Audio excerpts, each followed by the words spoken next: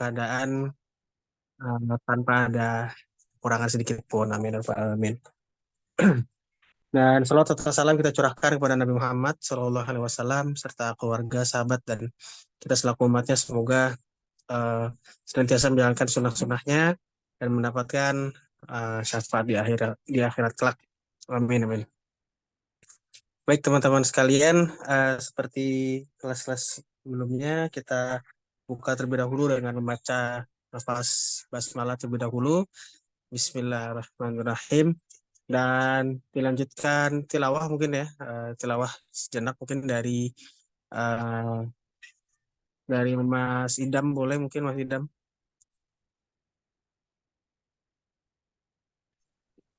Surat apa, bro? Eh, Surat An-Nur aja bang, nggak apa-apa. Apa nih? Ini belum bisa. Apa belum bisa on cam? Sinyalnya lagi jelek. Ya.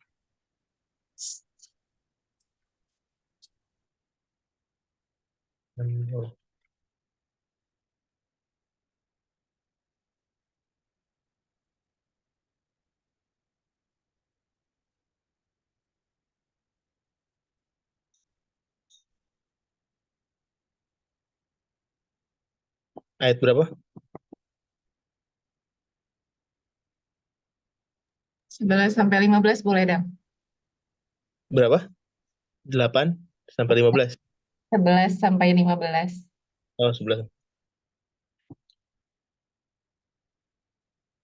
أعوذ بالله من الشيطان الرجيم.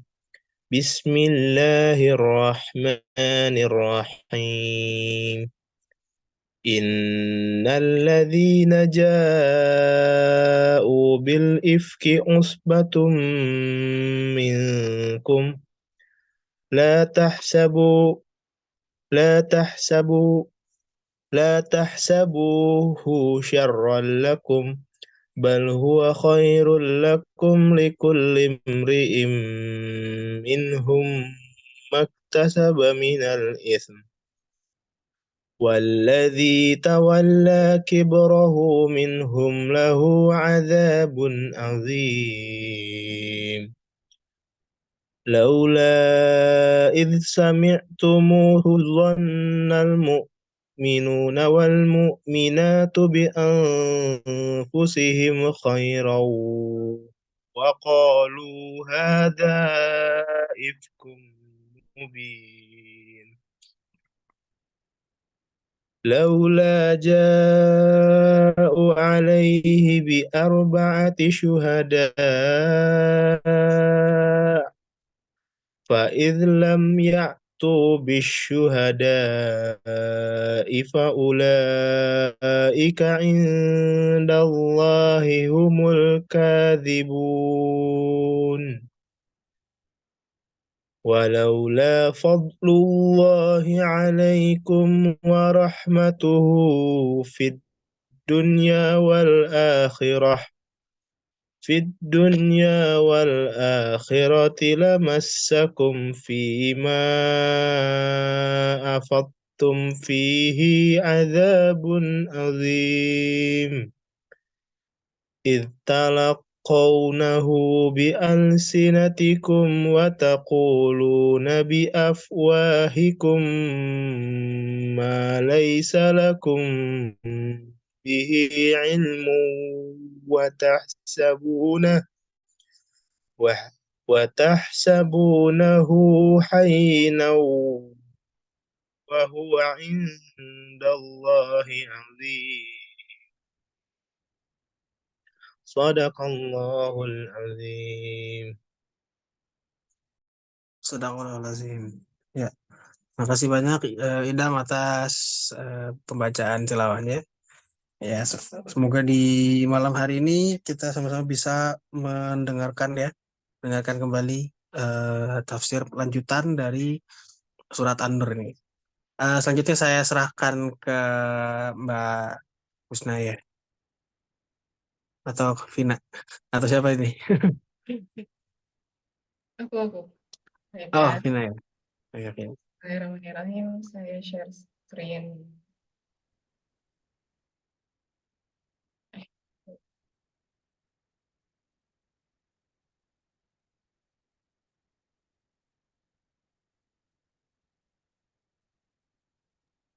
Ya, insya Allah di malam hari ini kita sama-sama eh, menonton ya dari Ustadz ya Ustadz Akil sendiri melalui YouTube-nya gitu ya. Jadi kita bisa sama-sama dengarkan lanjutan dari yang kemarin.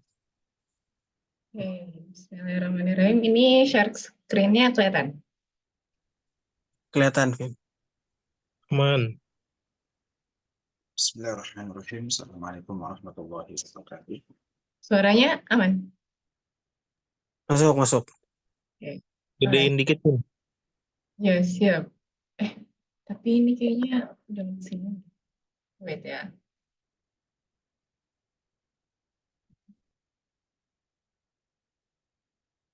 Alhamdulillah wassalatu wassalamu ala Rasulillah wa la haula wa la quwwata illa billah. Rabbi shrah li sadri wa yassir li amri wahlul 'uqdatam. Suaranya aman. Aku sih aman ya. Cukup. Alright, oke. Min lisani yafqahu qawli. Allahumma 'allimna ma yanfa'una wanfa'na bima 'allamtana warzuqna 'ilman nafi'an ya rabbal alamin. Teman-teman kelas tafsir yang dirahmati Allah Subhanahu wa taala, alhamdulillah bersyukur kehadirat Allah atas segala kenikmatan yang diberikan kepada kita, sehingga pada kesempatan kali ini kita bisa kembali melanjutkan kajian kita mengenai tafsir. Dan alhamdulillah kita sudah sampai surah An-Nur ayat yang ke-11, yang mana ini sedang membahas tentang haditsatul ifki, atau berita bohong, hoax yang pertama kali terjadi ya, terkait masalah penuduhan terhadap perzinahan. Dan ayat nanti dari ayat 11 sampai ayat 21 kurang lebih itu Allah turunkan secara spesifik, secara khusus untuk membebaskan atau untuk mengklarifikasi bahwasanya apa yang dituduhkan kepada Ibunda Aisyah itu bukan sesuatu yang benar. Nah, itu yang kemudian akan kita bahas. Baik, langsung saja kita bahas di haditsatul ifki ini adalah kisah terjadinya terlebih dahulu. Itu sabab nuzul daripada ayat ini yang lumayan panjang, dan itu disebutkan di dalam beberapa riwayat ya, di dalam Imam Ahmad dan Bukhari, Muslim dan seterusnya, yang mana ini nanti digabung-gabungkan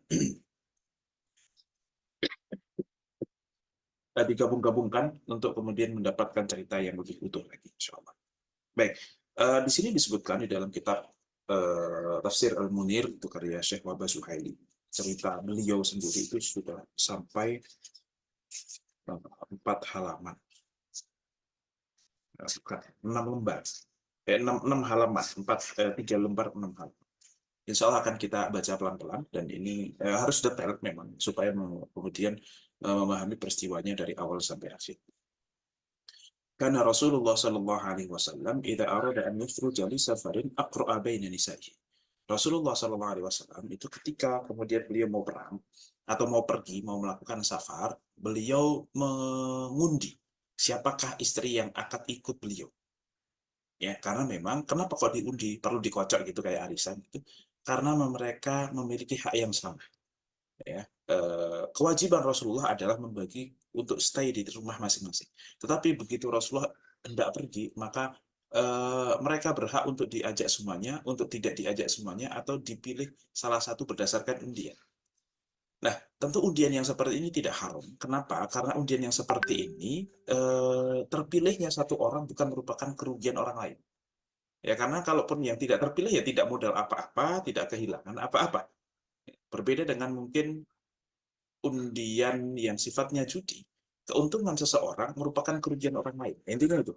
Pokoknya kalau keuntungan seseorang adalah kerugian orang lain, itu haram. Tetapi kalau keuntungan seseorang yang didapatkan dari ketidakpastian meskipun, tetapi bukan merupakan kerugian orang lain, maka tidak masalah. Ya, misalnya kayak arisan. Siapa dulu yang dapat? Ini kalau ada satu orang yang dapat, itu tidak menjadikan dia untung atas kerugian orang lain. Karena toh pada ujungnya nantinya juga dia wajib untuk membayar utang yang dia dapatkan di awal itu. Nah, itu kan cuma masalah siapa penentuan siapa yang lebih berhak duluan di saat banyak orang yang berhak tetapi hanya bisa satu yang dibawa. Nah, kurang lebih seperti itu. Tapi intinya Rasulullah mengundi siapakah istri yang akan membersamai beliau di dalam suatu safar. Fa'ayatuhunna kharaja sahmuha kharaja biha Rasulullah sallallahu alaihi wasallam ma'ah. Pokoknya siapa saja yang keluar yaitu Rasulullah bersama beliau. Fa'aqra'a bainana fi ghazwati ghazaha. Maka Rasulullah pun mengundi ya di dalam suatu peperangan yang disebutkan di sini adalah perang Bani Mustalik. Ya kurang lebih ini pokoknya tahun kelima ke atas lah ini. Ini sudah tahun kelima Hijriah. Artinya ya sudah hampir-hampir selesai lah tugas Rasulullah di Madinah gitu. Fakharaja fiha sahmi au nasibi, maka ternyata yang keluar itu adalah jatahku gitu. Wa kharajtu ma'a Rasulillah sallallahu alaihi wasallam. Maka aku pun ya pergi bersama Rasulullah di dalam peperangan tersebut. Jadi kan diajak kalau pergi jalan-jalan sih oke, ini diajak pergi untuk perang. Ini kan antara senang apa nggak senang kan begitu. Kalau kita melihatnya zaman sekarang gitu. Tentu ini hanya terjadi kalau memang istrinya lebih dari satu gitu ya. Tapi kalau istrinya cuma satu ya nggak perlu yang seperti ini. Wadzalika ba'dama nazala al-hijab. Dan kejadian itu terjadi setelah turun ayat tentang masalah hijab. Jadi istri Rasulullah itu awal-awal ya di awal-awal hijrah itu mungkin belum bercadar. Ya, hanya pakai jilbab biasa saja, belum bercadar, sehingga wajah mereka itu diketahui oleh para sahabat. Ini kaitannya adalah bahwasanya wajah mereka itu masih diketahui oleh sahabat. Kemudian turun ayat hijab yang menjadikan seluruh istri Rasulullah itu berbeda dengan istri-istri yang lain, maka diwajibkan cadar untuk mereka. Diwajibkan cadar untuk mereka sehingga istri-istri Rasulullah itu ya pakai cadar pada saat itu. Nah, tetapi nanti akan ada momen di mana ada sahabat Nabi yang mengetahui bahwa itu Aisyah karena memang sudah pernah melihat Aisyah sebelum mereka sebelum istri-istri Rasulullah itu bercadar. Nah, kurang lebih seperti itu. Wa ana uhmalu ala haudaji wa unzila fihi. Kemudian aku dinaikkan di atas haudaj. Haudaj itu kalau kita lihat onta, di atas onta itu ada kayak kotak begitu, yang di situ biasanya di dalam tersebut itu ditumpangkan seseorang yang mungkin putri atau raja dan seterusnya. Kayak haudas itu apa ya? Kotak di atas onta itu yang memang sebagai tempat eksklusif orang yang dibawa. Nah, kurang lebih seperti itu. Atau mungkin kalau keranda itu cenderungnya kepada kematian ya. Nah, itu pokoknya kotak yang di atas onta itu. Tidak tahu apa namanya, gerobak atau apalah gitu.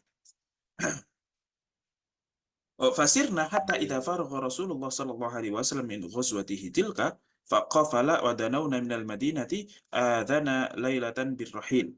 Ya, sampai kemudian kami berjalan terus sampai ke Rasulullah kemudian selesai perang dan seterusnya kita waqafala kita kembali pulang sampai dengan mendekati kota Madinah.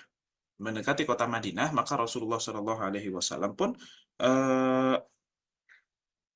mengizinkan untuk stay dulu, untuk istirahat terlebih dahulu. Fakuntu hina adzana birrahil famashaitu hatta jawaztu al-jaish falamma qadaitu sya'ni aqbaltu ila rahli falamastu sadri fa idza iqdun li min jaz'in tafarin qad inqata'a. Nah, maka ketika istirahat itu pun maka Aisyah ya turun dari haudajnya itu. Ya, kita sebut haudaj saja ya. Nggak tahu saya padanan bahasa Indonesianya apa. Haudaj itu pokoknya kotak yang ada di atas onta yang di situ duduklah Ibunda Aisyah dan juga ya orang-orang Arab zaman dulu duduk di situ. Maka kemudian karena pas istirahat Aisyah pun pergi sendirian. Pergi sendirian untuk apa? Ya untuk liqada'il hajat. Ya untuk menyelesaikan hajat-hajatnya. Ya ke toilet apalah segala macam kurang lebih. Yang mana zaman dulu ya kalau mau ke toilet itu cari padang pasir di tempat yang sepi dan agak turun. Makanya disebutkan auja ahadum minkum minal ghaid. Al-ghaid itu artinya adalah tempat yang rendah. Nah, ghaid itu artinya toilet. Ya, jadi salah satu pembatal wudhu adalah ketika kamu dari toilet. Tentu apakah beneran kalau dari toilet meskipun nggak kentut, nggak pipis itu batal? Ya enggak. Kita tahu ya. Allah Subhanahu wa taala dalam Al-Qur'an itu tidak selalu menggunakan kata-kata yang sharih, kata-kata yang maknanya adalah itu. Sehingga kalaupun dimaksudkan atau seseorang datang dari tempat yang rendah, apakah kita artikan secara tekstual? Malah salah gitu. Malah tidak mendapatkan makna ya. Maksudnya dari toilet gitu. Tapi kan kalau dari toilet gitu kayak kurang apa ya, kurang indah gitu ya. Faraja'tu, maka kemudian setelah itu, setelah beres selesai, saya kembali lagi ke apa namanya, ke kumpulan para tentara itu, ya di situ juga ada Rasulullah. Kemudian ketika saya mengelus-elus dada, meraba-raba dada saya, itu loh, kalung saya di mana? Ternyata kalungnya jatuh. Kalungnya hilang ternyata.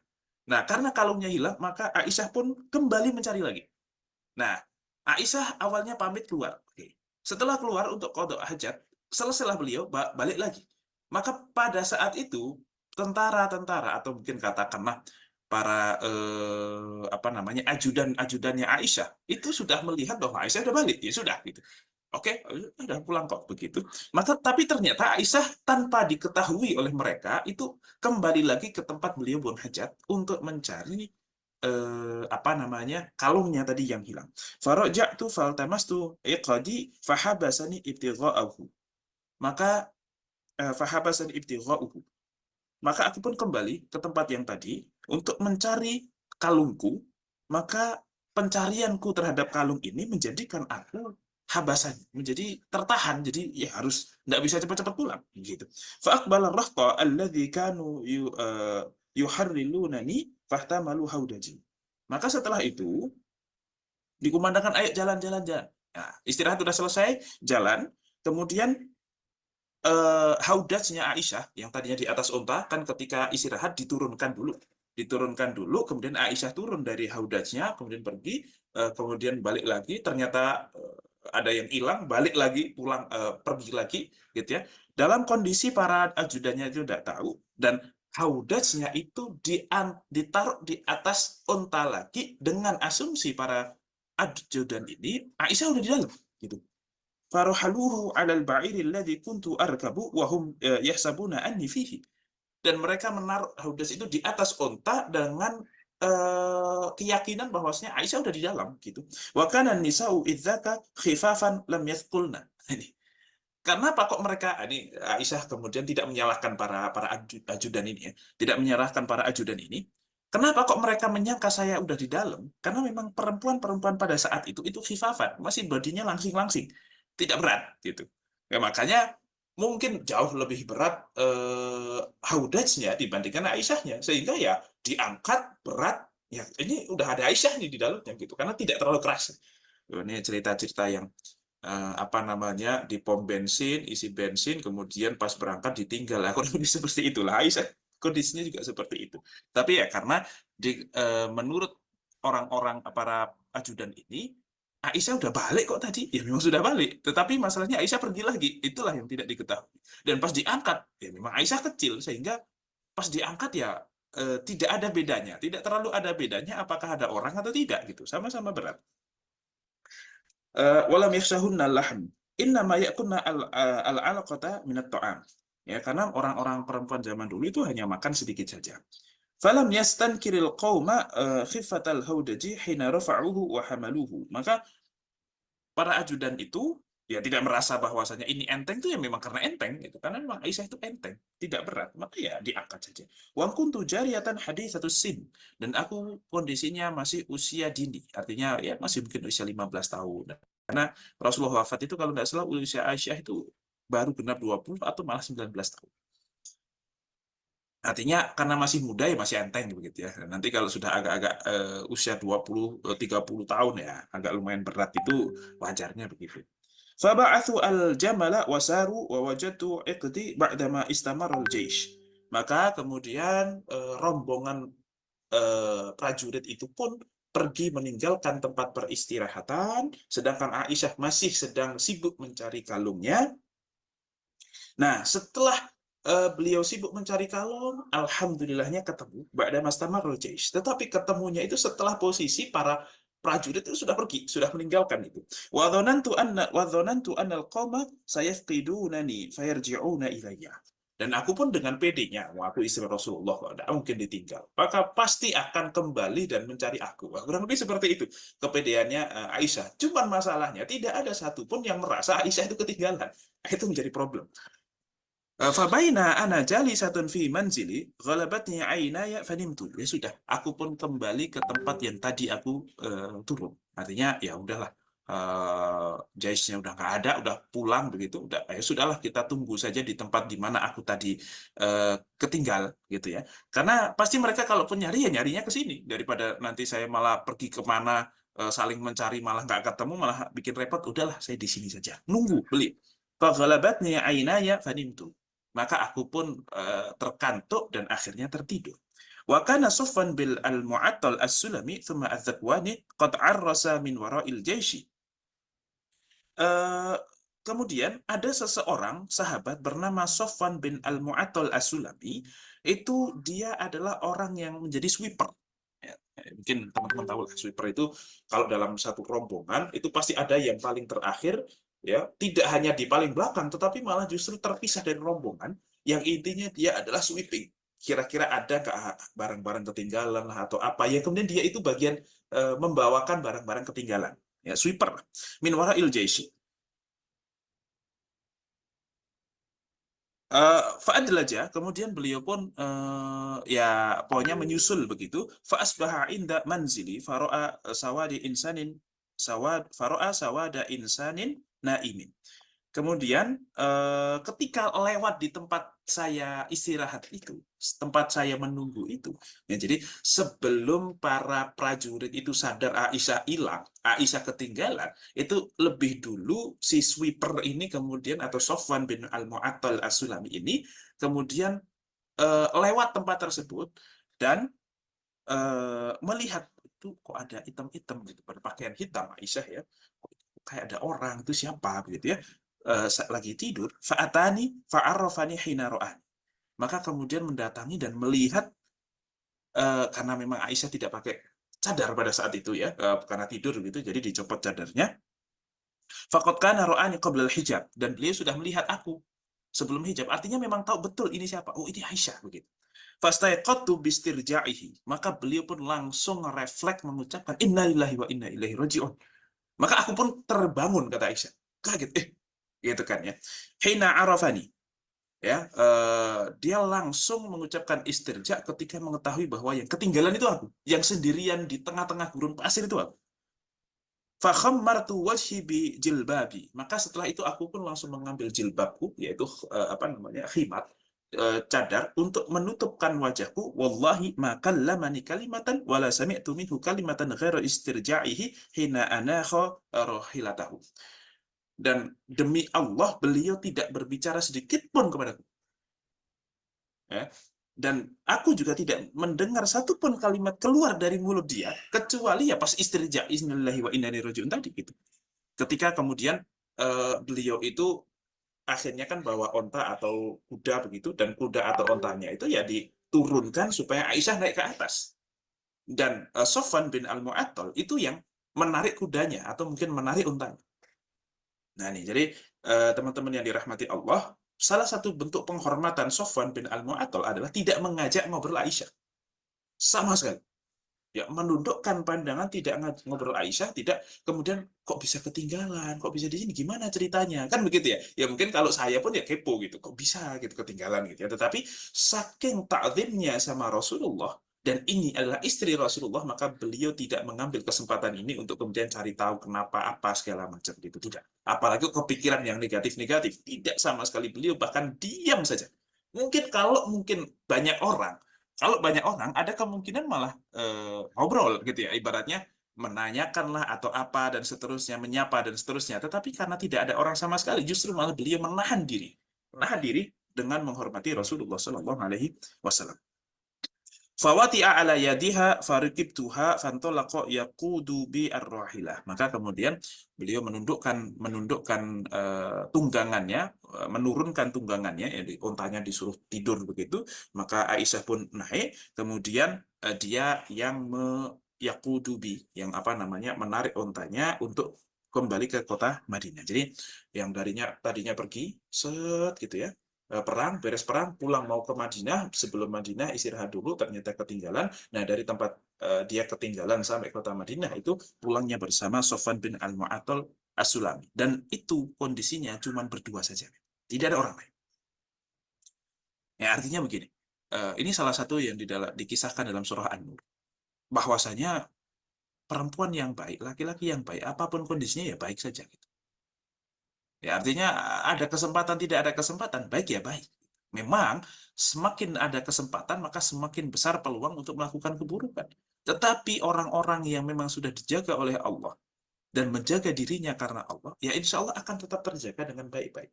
Ini maka teman-teman nih, silahkan ya, ada yang Vina apa segala macam pergi ke Malaysia, kemana, dan seterusnya.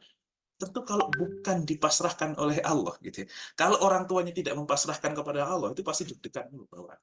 Tetapi karena yakin anak ini baik, saya sudah mengajarkan, memberikan bekal yang cukup, dan saya pasrahkan kepada Allah, ya Allah tolong jaga anak-anak. Maka insya Allah ya akan terjadi baik-baik saja. Karena kalau kesempatan ya teman-teman tahu sendiri lah. Ya, di IPB misalnya dulu pas di IPB, ya ada orang yang sering ke masjid, ada orang yang mungkin entah kemana gitu. Kegiatan setelah kampusnya itu apa? Ya kita tahu sendiri. Maka bagaimana kemudian kita membekali anak-anak kita ini? Ya ini salah satu kisah. Oh ternyata meskipun ada kesempatan, ya kalau memang orangnya baik ya bisa. Nah, sehingga kita tidak bersuudzon kepada orang-orang yang kemudian seperti itu gitu. Baik. Hatta atainal jaisha ba'dama nazalu fi nahri dhahira. Kemudian sampai kemudian kita bisa menyusul para rombongan atau malah sudah sampai ke kota Madinah, para Jais ini sudah sampai ke kota Madinah dan kami baru bisa menyusul mereka dalam kondisi siang bolong. Artinya Aisyah dan Sofwan ini nyampe ke kota Madinah di siang hari. Jadi juga poin penting. Karena kalau memang ada sesuatu, harusnya jangan siang hari dong. Nyampainya malam pas nggak ada orang, tahu-tahu udah di rumah begitu kan. Ya kayak kalau sama kayak kalian pas mungkin dulu zaman dulu pas SD gitu ya, bolos apa namanya cabut untuk main PS atau apa sampai malam-malam, kan biasanya nyampe rumah pulang sebelum bapak itu sadar bahwa kita itu mungkin habis dari mana. Ya kurang lebih seperti itu. Fahalaka man halaka fi sya'ni wa kana alladhi tawalla kibrahu Abdullah bin Ubay bin Salul. Maka semua orang heboh pada saat itu ya, fahalaka man halaka min fi sya'ni. Maka banyak orang yang kemudian hancur, yang kemudian bermasalah karena kejadian tersebut. Walladzi wa kana alladzi tawalla kibrahu, dan orang yang paling bertanggung jawab atas tersebarnya hoax karena melihat kepulanganku dengan Sofwan hanya berdua saja itu adalah Abdullah bin Ubay bin Salul, yang gembong munafik pada saat itu. Faqadimnal madinata fastakaitu hina qadamnahu syahran. Maka kami pun sampai ke kota Madinah dan aku pun sakit setelah itu kurang lebih selama 1 bulan. Jadi Aisyah setelah itu sakit selama 1 bulan. Tapi dalam kondisi belum tahu apa yang terjadi di luar. Pokoknya pulang, sampai rumah, alhamdulillah ketemu Rasulullah, nyampe rumah, istirahat, dan ternyata Aisyah itu sakit kurang lebih 1 bulan. وَالنَّاسُ يُفِيضُونَ فِي قَالِ أَهْلِ الْإِفْكِ. Dan orang-orang ternyata di luar itu sudah membicarakan tentang kejadian tersebut. Semua orang membicarakan. وَلَا أَشْعُرُ بِشَيْءٍ مِنْ ذَلِكَ. Dan aku tidak sadar apapun ya, karena memang zaman itu belum ada sosial media, belum ada handphone. Kalau ada handphone mungkin sudah langsung viral kan gitu ya. Zaman sekarang orang yang bisa jadi artis atau anak artis atau bapak ibunya artis tahu anaknya viral ya dari media, bukan dari ibunya sendiri, bukan dari anaknya sendiri gitu. Nah ini kadang bisa jadi seperti itu. Tapi Aisyah ya kan nggak punya HP, nggak ada HP pada saat itu. Aisyah juga nggak kemana-mana karena kebetulan sakit juga. Jadi tidak tahu apa yang sedang terjadi di kota Madinah pada saat itu. Ya beliau pokoknya biasa saja, sakit, istirahat di rumah, untuk kemudian berharap kesembuhan. Kurang lebih seperti itu. Wa huwa yaribuni fi waj'i anni la ara min Rasulillah sallallahu alaihi wasallam al-lutfa alladhi ara minhu hina ashtaki. Nah, satu hal saja, semuanya berjalan normal kecuali satu hal yang membuat aku itu jadi kayak semacam bertanya-tanya. Kenapa gitu ya? Yaitu kok Rasulullah berubah? Biasanya Rasulullah kalau saya sedang sakit itu jadi luar biasa lembutnya. Artinya Rasulullah itu memang lembut kepada istri-istrinya. Tapi kalau aku sakit, perhatiannya biasanya jauh lebih besar. Tapi kok Rasulullah enggak kemudian memberikan perhatian yang besar itu kepada, kenapa gitu. Tetapi ya tetap beliau husnudzon, mungkin apa capek atau apa dan seterusnya. Inna ma yadkhulu Rasulullah sallallahu alaihi wasallam fayadkhulu fayusallimu thumma yaqul kaifa tikum.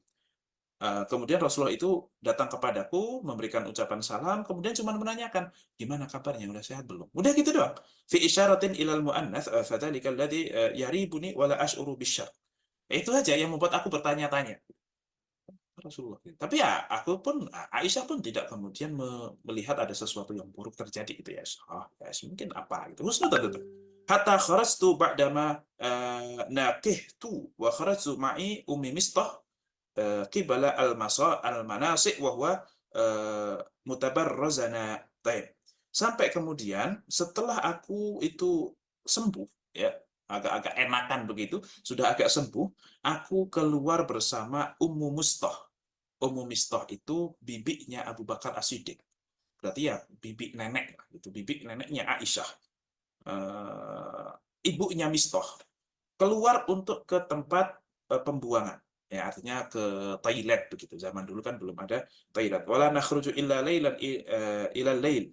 Tidaklah kami keluar kecuali hanya pas malam hari. Wa dzalika qabla an nattakhidha al-kunufa qariban min buyutina. Hal itu terjadi sebelum kami kemudian bikin toilet di samping rumah kami. Ya memang agak susah ya di Mekah, di Saudi itu kan zaman dulu apalagi nggak ada yang namanya selokan, nggak ada yang namanya septic tank dan seterusnya gitu. Jadi ya akhirnya mereka bikin septic tank segala macam. Tetapi sebelum ada itu semuanya, kami dulu biasa pergi ke Al-Manasik. Al-Manasik itu pokoknya tempat buang hajatnya orang-orang Madinah. Wa umirna wa amarna amral arabil al-awwal fi tanazzuhi fil bariyah wa kunna nata'adza bil kunufi an natakhidha fi buyutina. Yang mana ya kalau kita bikin toilet kok di dalam rumah itu kami nggak suka. Maksudnya ya bau lah apa segala macam. Intinya beliau bersama Ummu Mistah pergi keluar untuk ke toilet dan di malam hari bersama Ummu Mistah. Baru disitulah nanti akan ada kisah Aisyah pertama kali tahu kejadian itu di sana. Fantolaktu ana wa ummu Mistah wa hiya bintu Abi Rohmi bin Abdul Muthalib bin Abdul Manaf wa ummuha ibnatu Sakhrin bin Amir khalatu Abi Bakar As-Siddiq. Maka aku pun pergi bersama Ummu Mistah. Wa ummuha ibnatu Sakhrin bin Amir khalati Abi Bakar As-Siddiq. Wa ibnuha Mistah bin Uthathah bin Ubadah bin Ubad bin Abdul Muthalib. Ya, pokoknya beliau ini adalah bibinya Abu Bakar As-Siddiq dan anaknya bernama Mistah. Berarti Mistah ini sepupunya Abu Bakar As-Siddiq, omnya Aisyah gitu. Fa'aqbaltu wa ana wa ibnatu Abi Rohmin ummu Mistah qibala baiti. Ya, kemudian sudah selesai, kami pun dari sana pulang kembali. Hina faraghna min sya'lina fa'atharat ummu Mistah fi mirtiha. Kemudian Ummu Mistah pun ini tersandung oleh jubahnya sendiri, oleh pakaiannya sendiri, oleh roknya sendiri. Tersandung mau jatuh gitu. Faqalat ta'isa Mistah. Faqultu laha bi'sa ma qulti tusabbina rajulan syahida batron. Oh, celaka Mistah itu gitu. Sambil dia jatuh itu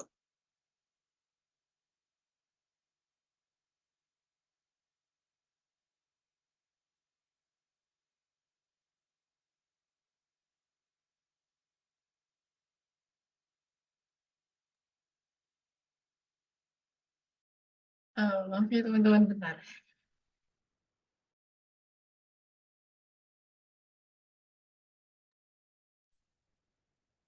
Iya, Vina ada kendala kah atau gimana untuk videonya?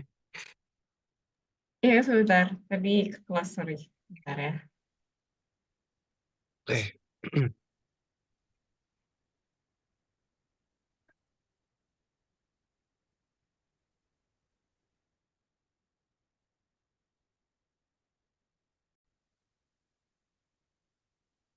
Eh, latahnya kurang lebih ya kalau kita responnya ucapannya itu langsung celaka Mistah gitu. Maka Aisyah mendengar hal itu kaget sekali. Mistah itu satu anaknya. Yang kedua Mistah itu adalah sahabat yang ikut perang Badar. Maka Aisyah pun tidak mengatakan kok gitu sama anaknya, bukan. Tetapi apakah engkau mencela seseorang yang telah mengikuti perang Badar, padahal Allah sudah menjamin, sudah mengampuni semua orang yang ikut perang Badar. Ya, jadi untuk perang Badar ini semua orang mau ngapain saja setelah perang Badar itu terserah, Allah sudah ampuni. Gitu. Itu kekhususan orang yang Badar. Tapi rata-rata orang yang ikut perang Badar itu ya jadi orang-orang yang semakin tambah giat lagi untuk membela agama Allah gitu. Ya memang perang Badar itu adalah perang yang hanya diikuti orang-orang yang terpilih saja. Karena memang awalnya tidak bermaksud untuk perang, hanya pakai sedikit orang, ternyata harus perang. Beberapa orang kan mau ikut Rasulullah perang Badar, bukan perang, ikut Rasulullah untuk membegal Abu Sofyan, untuk mengambil harta yang dibawa oleh Abu Sofyan itu kurang lebih 50.000 dinar. 50.000 dinar itu berarti sekitar 200.000 gram emas. 200.000 gram emas. Berarti 200 kilo. 200 kilo emas itu berapa miliar? Gitu. Itu yang dibawa oleh Abu Sofyan bersama mungkin prajuritnya, bersama pengawalnya, ya kurang lebih puluhan orang saja. Rasulullah bersama 300 orang. Ada beberapa sahabat yang ingin ikut. Ya Rasulullah, bentar dulu, saya tunggu. Tunggu saya mau mempersiapkan tunggangan saya dulu. Kata Rasulullah, oh ya udah, enggak. Yang belum siap udah tinggal saja, karena ini kita juga tidak mau perang kok. Gitu. Padahal banyak yang mau ikut, cuman kemudian ditinggal sama Rasulullah karena belum siap. Enggak, kita butuh cepat karena kita akan membegal. Jadi yang belum siap, tidak apa-apa, tidak usah ikut. Nah inilah kenapa kok kemudian perang Uhud yang berikutnya itu yang harusnya, yang kemudian Rasulullah, Abu Bakar, Umar, dan seterusnya itu rata-rata mengatakan kita tunggu di kota Madinah. Tetapi akhirnya Uhud itu kan akhirnya keluar kota Madinah di Jabal Uhud itu. Perangnya dengan di situ. Kenapa? Karena banyak orang-orang yang pengen ikut Badar nggak kesampaian, kemudian masih semangatnya luar biasa. Ya Rasulullah, kami ini dulu zaman jahiliyah perang nggak pernah jago kandang. Ya, kami itu kalau perang ya keluar kita samperin gitu. Maka sekarang ayo kita samperin. Apalagi kita nggak ikut Badar, pokoknya kita maju gitu kan, lebih seperti itu. Itulah yang kemudian menjadikan Rasulullah, ya oke, kita perang Uhud di Uhud gitu. Ya, itu menjadi salah satu penyebab kekalahan juga gitu ya. Tetapi Rasul tidak pernah menyalahkan siapapun. Karena ternyata setelah mereka berdebat dan Rasulullah mengambil keputusan orang-orang yang masih muda-muda ini, dan ternyata nanti Abdullah bin Ubay bin Salul yang tadinya 1.000 orang tiba-tiba berkurang 300 gara-gara ikut Abdullah bin Ubay dan seterusnya. Pokoknya orang munafik itu ngerepotin banget. Ya kalau dari awal nggak mau ikut itu sudah selesai. Cuman kok sempat keluar dulu, ikut dulu, berjalan di tengah-tengah jalan dia pulang lagi gitu. Ini kan bikin ngedon orang yang sisanya kan gitu, bikin gonjang-ganjing. Makanya sebagian sahabat mengatakan begini, ya Rasul, kita beresin yang 300 orang bersama Abdullah bin Ubay, baru kita perang melawan orang kafir Quraisy gitu. Sampai pengen ngebunuh, ya, tetapi Rasul nggak, biarkan mereka, kita fokus ke depan. Oke, tapi intinya Mistoh ini adalah salah seorang yang ikut Badar. Nah, kenapa kok kemudian ibunya itu mencela Mistoh, celaka Mistoh? Faqalat ay Hanatah alam tasma'i ma qal? Loh, Aisyah, memang kamu belum tahu Mistoh ngomong apa? Apa yang terjadi kepada Mistoh? Mistoh melakukan apa? Sehingga saya mencela Mistoh itu karena ada sebabnya. Kamu nggak tahu tuh Mistoh ngomong apa gitu. Aku tuh, wa madza qal? Memang kenapa? Ini Aisyah tidak pernah tahu sama sekali apa yang terjadi di luar. Faqalat fa akhbaratni biqali ahli al-ifki fasdattu mardan ila mardi. Maka ceritalah Ummu Mistoh ini apa yang terjadi semuanya. Salah satunya adalah bahwasanya di sana orang-orang itu banyak yang mengatakan Aisyah berzina dengan Sofwan bin Mu'attal. Nah, yang mana provokatornya adalah Abdullah bin Ubay bin Salul. Dan ternyata Mistoh yang sepupunya Abu Bakar As-Siddiq ini, yang mana merupakan omnya dari Aisyah ini, malah ikut-ikutan menyebarkan juga.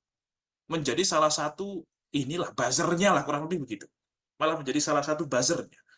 Bikin isu yang framing itu adalah Abdullah bin Ubay bin Salul. Nah, salah satu yang ikut termakan hoax dan kemudian semangat menyebarkan itu adalah Mistoh. Bayangkan betapa sakit hatinya Aisyah. Maka dikatakan di sini fasdatu maradun ila maradi. Saya tambah sakit, tambah drop setelah itu. Yang harusnya sudah mulai mau sehat, malah tambah drop dengar berita itu. Falamma raja'tu ila baiti dakhala alayya Rasulullah sallallahu alaihi wasallam fasallama faqala kaifatikum faqultu lahu. Kemudian aku pun pulang dan sadarlah, oh Rasulullah tuh kenapa kok seperti ini, berarti tahu kenapa sebabnya. Makanya kok Rasulullah aneh selama ini tuh kenapa, tahu saya kenapa. Maka ketika bersama sudah nyampe rumah, Rasulullah kemudian menjenguk beliau lagi gitu ya. Ya karena memang Rasulullah mungkin yang menggilir juga gitu, tetapi mungkin setiap harinya Rasulullah datang ke Aisyah untuk memastikan kondisinya baik-baik saja. Maka Aisyah pun meminta kepada Rasulullah, ata'zana li an ati abawayya. Ya Rasulullah, apakah aku boleh untuk pulang dulu? Ya nggak tahu apakah manggil ayah Rasulullah atau tidak. Di sini tidak disebutkan. Ya, karena mungkin Aisyah juga kesal juga sama Rasulullah kan. Oh pantesan gitu kan ya. Wah, Inilah mulai ada apa namanya perseteruan antara pasangan suami istri ya, meskipun Rasulullah dengan Aisyah gitu. Ada juga ternyata masalahnya. Kemudian Aisyah, boleh nggak saya kalau pulang dulu ke rumah bapak ibu saya, yaitu Abu Bakar, gitu ya, Abu Bakar dan istrinya begitu. Maka Rasulullah mengatakan boleh. Nah, ini pelajaran penting. Ini bagi perempuan-perempuan ketika nanti menjadi istri, sekesel apapun sama suami, bagaimanapun hak untuk mengizinkan kita keluar dari rumah atau tidak itu hak suami. Maka tetap jangan sampai kita melanggar kewajiban kita sebagai pasangan. Misalnya laki-laki, kesel-keselnya dia sama istri, tetap kewajiban dia sebagai suami menafkahi dan seterusnya, itu jangan ditinggalkan. Makanya wajib betul untuk mengetahui mana yang hak, mana yang kewajiban. Supaya apa? Supaya dalam kondisi-kondisi tertentu, ketika kemudian cinta lagi nggak ada, katakanlah ya, lagi yang ada tuh kesel ya, mungkin cinta ada, tapi ketutupan sama keselnya, itu tetap kita memegang teguh hak dan kewajiban berdasarkan ilmu yang kita miliki. Jangan hanya mengandalkan perasaan. Kalau hanya mengandalkan perasaan, kalau lagi senang ya senang, berlebih itu pelayanannya. Tetapi ketika lagi kesel ya sudah selesai. Nah, ini jangan sampai terjadi hal yang seperti itu. Makanya kenapa penting sekali buat yang sudah menikah ataupun yang belum menikah untuk mengetahui fikih munakahat, untuk mengetahui hak dan kewajiban yang mana itu harus dipegang dalam semua kondisi lah, kurang lebih seperti itu. Lagi senang ataupun lagi nggak senang, lagi akur ataupun nggak akur, kewajiban harus tetap dijalankan.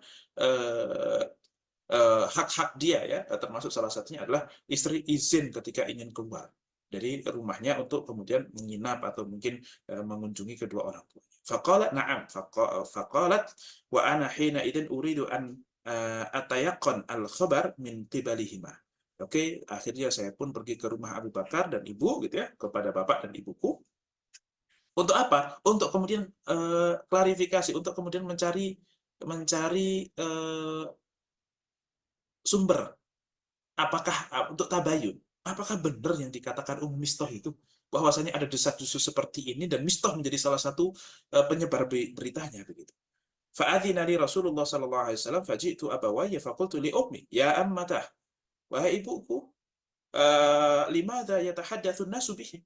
Kenapa kok orang-orang menuduh saya begitu gitu? Faqalat ay bunayya, ya anak perempuanku, hajini alaiki, udah tenang. Tidak usah terlalu dibikin stres. Fawallahi laqallama kanat imra'atun qattun wadi'atun 'inda rajulin yuhibbuha wa laha dharair illa aktsarna 'alaiha. Ya wajar, kamu itu kan istri cantik, dicintai sama suaminya. Dan kamu punya madu, artinya kamu suami kamu tidak hanya punya satu istri, tapi punya beberapa istri. Ya wajarlah kalau ada cemburu-cemburu dari mereka. Ya wajarlah kalau ada persaingan. Nah, kurang lebih seperti itu. Itu kemudian hal yang kemudian ya ingin agak menutupi, tetapi juga tidak bisa, ya harus bersikap lah ibunya Aisyah ini atau istri Abu Bakar ini. Kemudian itu jawaban dari ibunya. Faqalat faqultu subhanallah waqad tahaddatsan nasu faqad tahaddatsan nasu biha fabakaitu tilka al-laila hatta asbahtu la yarqa'u li dam'un wala aktahilu binaumin thumma asbahtu abki. Ya, aku kemudian tertidur di malam tersebut sampai pagi hari dan aku tidak berhenti meneteskan air mata di malam itu. Faqalat fada'a Rasulullah sallallahu alaihi wasallam Ali bin Abi Thalib wa Usamah bin Zaid hina istalbatha al-wahyi. Maka kemudian Rasulullah pun mengundang Ali bin Abi Thalib dan Usamah bin Zaid. Ali bin Abi Thalib kita tahu siapa. Usamah bin Zaid itu anaknya Zaid bin Harithah, anak angkat Rasulullah. Jadi Usamah itu ya cucu angkat bisa dikatakan. Tapi Usamah itu dicintai betul sama Rasulullah. Dan beliau cerdas. Dan dimintai pertimbangan oleh Rasulullah. Rasulullah mengundang Ali sama Usamah. Kenapa? Karena ternyata selama 1 bulan itu Rasul juga stres. Wahyu nggak turun-turun. Terus gimana saya harus bersikap? Ini Aisyah, orang-orang mengatakan demikian, saya nggak tahu kebenarannya apakah betul terjadi atau tidak. Ya, walaupun ya itulah agak-agak ibaratnya jadi ada keraguan dalam hati Rasulullah Shallallahu Alaihi Wasallam. Gitu.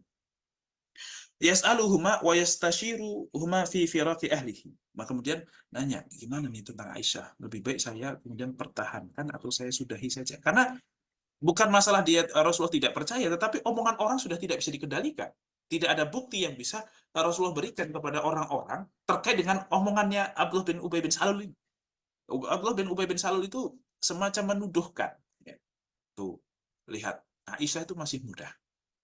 Kemudian Sofwan bin Al-Mu'attal itu juga masih muda. Dua-duaan berjalan sekian jauh. Coba ngapain itu? Coba bayangkan apa yang terjadi oleh mereka. Mereka berdua masih muda. Ya kalau masih anak-anak sih nggak terjadi. Kalau sudah sepuh malah juga nggak terjadi. Tapi mereka masih muda gitu. Jadi itu yang disampaikan oleh Abdullah bin Ubay bin Salul. Sehingga dikatakan bahwasanya Abdullah bin Ubay bin Salul itu malah nggak kena hukuman raja, hukuman cambuk yang 80 kali. Nggak kena. Kenapa? Karena memang dia tidak menuduh berzina. Cuma mengabarkan. Dan yang dikabarkan mungkin ya tidak salah. Abdullah bin Ubay, Sofwan bin Al-Mu'attal dengan Aisyah berjalan berdua, itu betul gitu. Cuman tuh ngapain coba? Itu framing kan namanya yang seperti itu. Sehingga sebagian orang seperti Mistoh itu justru malah zina mereka. Langsung menyimpulkan sendiri. Zina mereka gitu. Makanya nanti Mistoh itu salah satu yang dicambuk gitu. Karena memang dia menuduh perzinaan tanpa ada bukti 4 orang saksi itu. Aku jangankan kok bukti, wah memang terjadi juga tidak gitu. Hanya kemakan omongannya sih siapa namanya Abdullah bin Ubay bin Salul.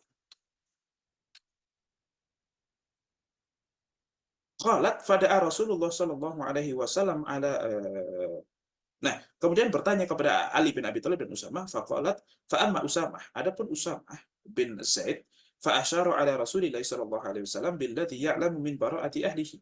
Maka dia mengatakan, ya saya tidak tahu istri-istri engkau itu kecuali semuanya orang baik.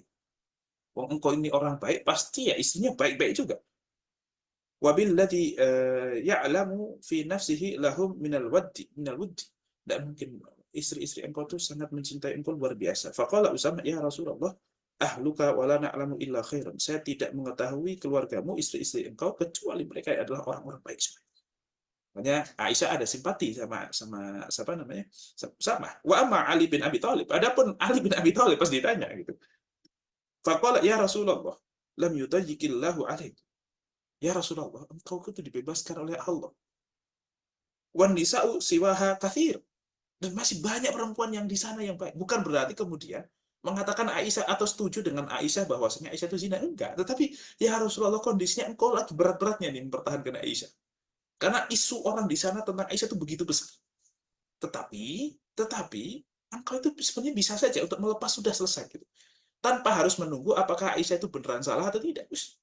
Lepaskan saja, tidak masalah. Cari orang yang lain yang bisa menggantikan itu, tidak apa-apa. Tidak usah. Kalau hal ini bikin engkau stres, bikin engkau berat, udah tinggalkan saja, tidak apa-apa.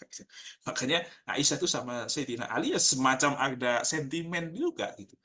Ya, makanya sama istrinya Fatimah itu ada semacam, Fatimah adalah anaknya Khadijah, yang kemudian Fatimah itu sangat dekat dengan Rasulullah, paling mirip dengan Rasulullah. Ada semacam kecemburuan juga. Di sisi lain ternyata Ali pernah mengatakan demikian, bukan berarti mengatakan Aisyah itu salah gitu. Tetapi udahlah Rasulullah, kalau memang terlalu berat, udah lepas saja, tidak apa-apa. Nanti masalah benar atau salah itu nanti kita tunggu wahyu. Tapi wahyu nggak datang-datang selama 1 bulan itu gitu. Nah, kurang lebih seperti itu kondisinya. Fa'intas alal jariyata tusaddiquka al-khair, al-khabar. Nah, tetapi ya sudah, untuk masalah klarifikasinya, untuk masalah kemudian bagaimana berita yang sebenarnya, coba tanya kepada budak perempuannya Aisyah. Insya Allah dia akan jujur mengatakan yang sebenarnya. Nah gitu. Artinya Ali tetap untuk masalah Rasulullah sikapnya bagaimana? Udah, lepas saja. Tetapi untuk masalah Aisyahnya itu sendiri, yuk kita cari kabar bersama-sama, coba tanyakan kepada budaknya, dia pasti akan jujur. Kemudian faqalat fada'a Rasulullah sallallahu alaihi wasallam Barirah, maka Rasulullah pun mengundang Barirah sebagai saksi. Faqala hal ra'aiti min syai'in yuri buka min Aisyah, apakah kamu melihat sesuatu yang aneh dari Aisyah gitu, ada kesalahan atau apa begitu. Faqalat lahu Barirah menjawab, waladzi ba'atsaka bil haqq inna ayma ra'aitu minha amran qatun aghmasahu 'alaiha akthar min annaha jariyatun hadithatul sin tanamu an ajini ahliha fata'ti ad-dawjan fatakuluhu. Ya Rasulullah, saya nggak pernah melihat satu pun kesalahan dari Aisyah, kecuali pernah sekali aja itu. Kesalahan Aisyah itu hanya sekali saja. Apa? Yaitu kan dia itu masih muda juga. Pas lagi masak, pas lagi ngadon bikin kue, dia ketiduran. Ya, mesti lagi masak, kemudian adonannya itu didiamkan dulu. Pas mendiamkan adonan itu, harusnya kan ditunggu berapa menit, habis itu balik lagi dibikin kan gitu. Malah Aisyah ketiduran, sampai akhirnya ada kambing masuk mau makan adonan itu. Artinya bukan masalah yang besar gitu. Nah, ada kesalahan Aisyah itu ya cuma satu itu yang saya lihat. Faqama Rasulullah min yaumihi fasta'dzara min Abdullah bin Ubay bin Salul. Maka Rasulullah pun kemudian setelah itu berdiri di atas mimbar, kemudian ya semacam mempermasalahkan Abdullah bin Ubay bin Salul ini. Faqala huwa 'alal mimbar, ya ma'syarul muslimin, man ya'dzaruni min rajulin qad balaghani adahu fi ahli فوالله ما علمت على أهلي إلا خيرا ولقد ذكروا رجلا ما علمت عليه إلا خيرا وما كان يدخل على أهلي إلا معي. Siapa, wahai orang-orang yang beriman, siapa yang kemudian bisa menyelesaikan masalah ini? Menyelesaikan masalah, ada orang yang kemudian mengatakan buruk, yang telah kemudian memberikan menyakiti keluargaku dengan sungguh luar biasa. Padahal saya tidak tahu kecuali keluargaku itu adalah orang-orang baik saja. Siapa yang kemudian mampu untuk menyelesaikan masalah ini? Faqama Sa'ad bin Mu'adz, maka Sa'ad bin Mu'adz al-Ansari kemudian berdiri, faqala ana a'dziruka minhu ya Rasulullah. Saya yang akan menyelesaikan wahai Rasulullah. In kana minal ausi darabna unuqah.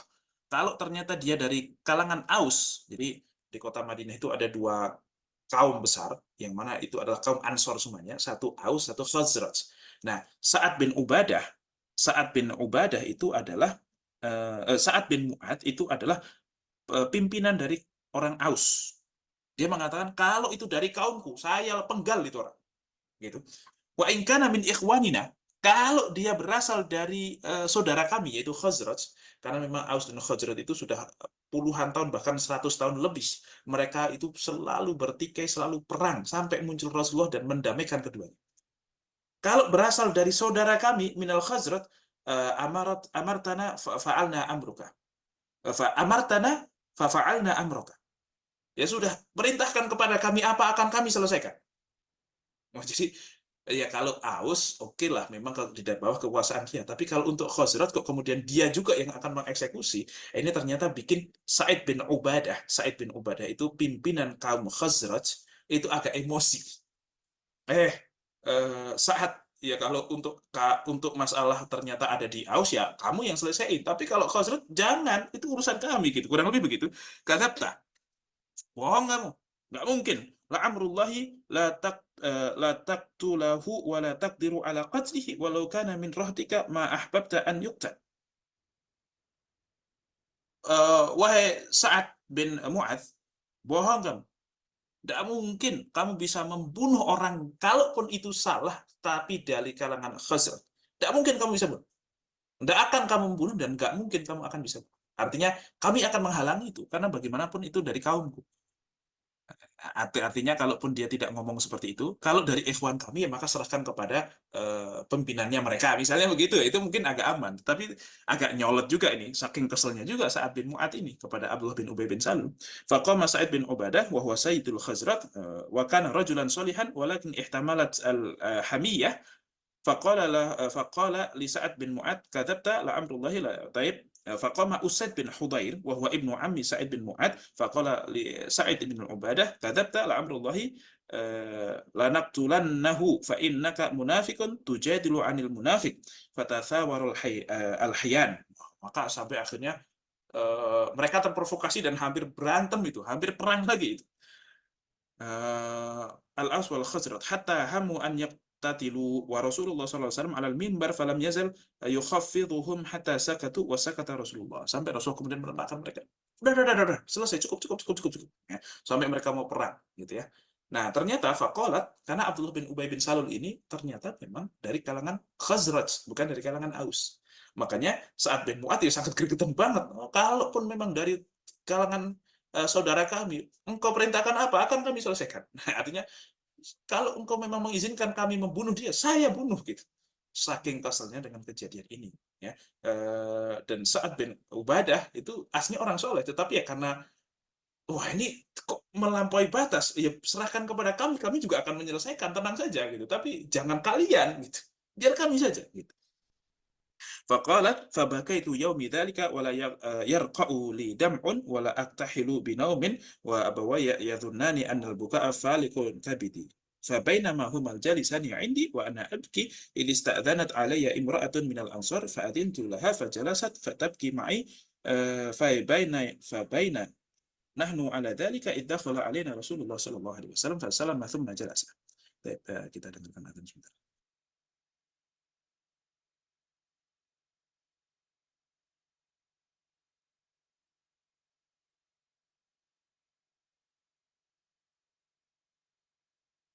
Ya, yang awalnya Sa'ad bin Ubadah, Sa'ad bin Mu'ad dari kaum Aus mengatakan, kalau dari golongan kami maka akan kami bunuh, kalau dari golongan sebelah maka suruhlah kami akan selesaikan. Maka Sa'ad bin Ubadah dari kalangan Khazraj itu tersinggung dan mengatakan, demi Allah kalian tidak akan bisa kalau dari kami. Ya, kalian urus saja dari diri kamu, tapi kalau dari kami kalian nggak ada bisa, dan seterusnya. Nah, bukan karena kemudian mereka tidak mau dieksekusi kalau ada dari mereka, tetapi ya kaum Aus jangan bilang begitulah. Kan di sini ada saya sebagai pemimpin. Nah, kurang lebih begitu.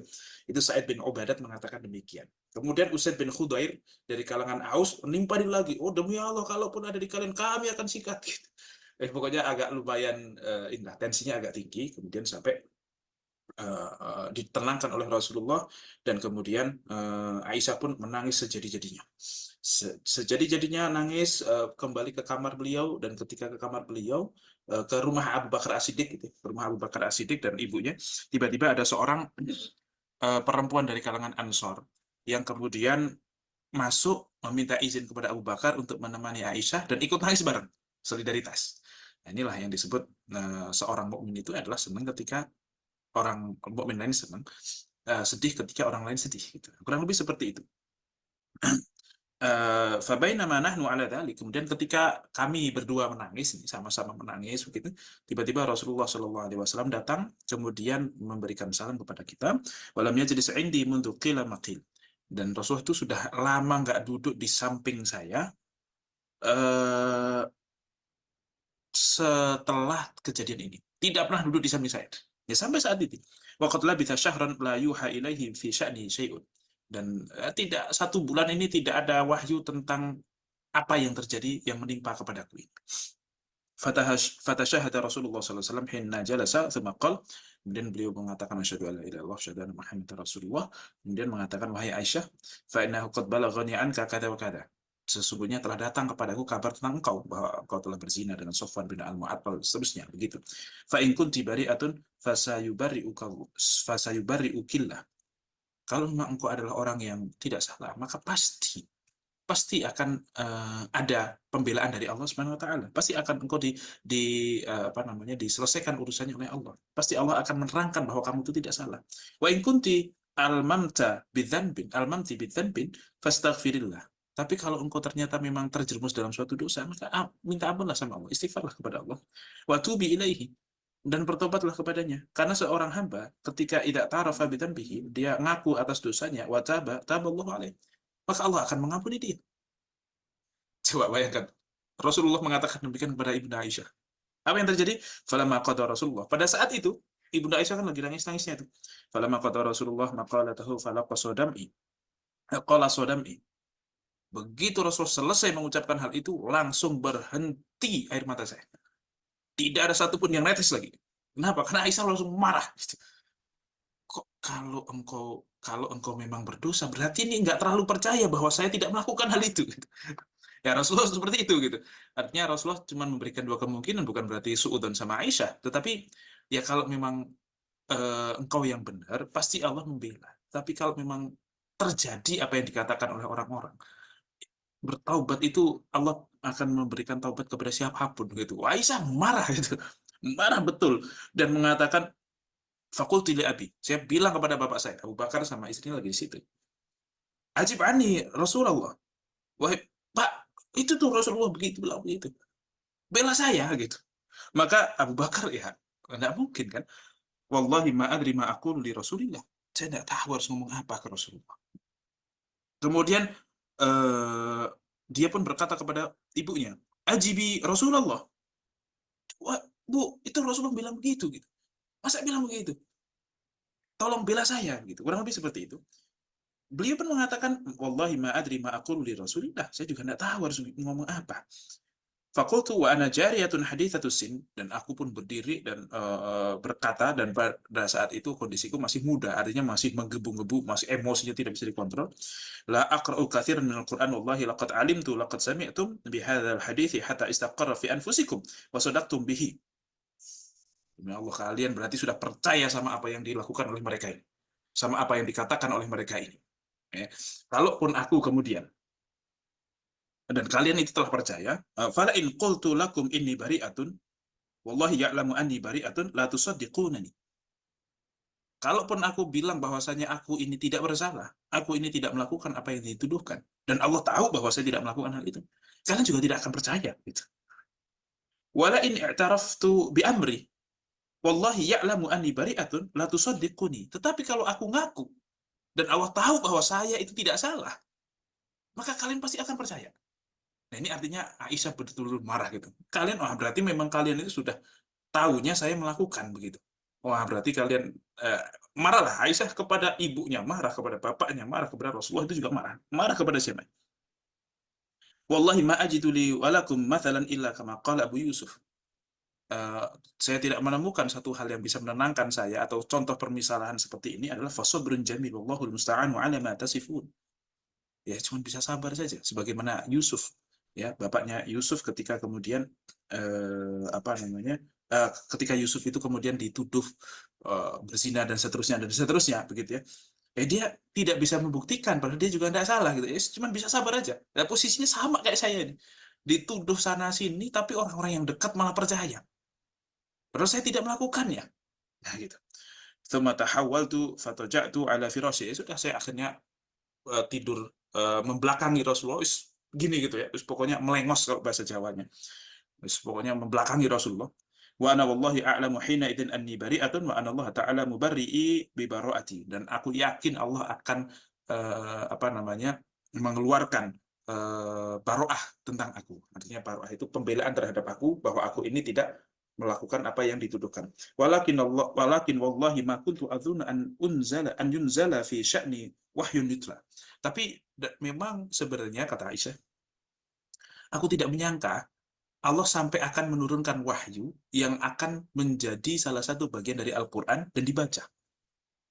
Wala sya'ni kana ahqaru fi nafsi min an yatakallama Allahu fi bi amri yutla. Kayaknya urusanku ini ya nggak sebesar itu deh, gitu. Nggak perlu Allah kok kemudian menurunkan ayat khusus hanya untuk aku, gitu. Di satu sisi beliau bangga betul, gitu. Karena dibela oleh Allah di dalam Al-Quran. Luar biasa.